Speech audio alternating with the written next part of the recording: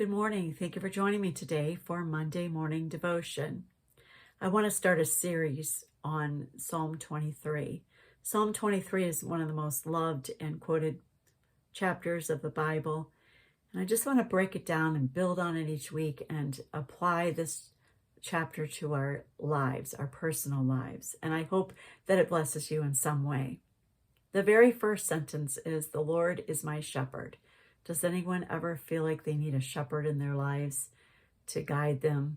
The traits of a shepherd is they guide their sheep, they protect them, they love them, they care for them, they are patient, they are selfless. And that's what I think of when I think of a shepherd. In John chapter 10, Jesus calls himself the Good Shepherd. He says in verse 11, "I am the Good Shepherd." And then again in verse 14, he says the same thing. In this chapter, he talks about the traits of a shepherd, that he calls his sheep by name.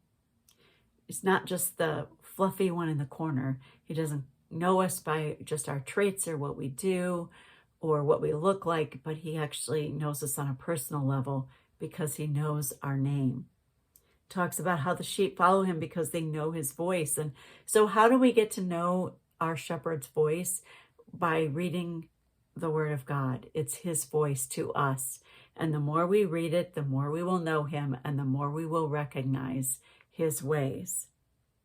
And then last but not least, he's the Good Shepherd that lays down his life for the sheep.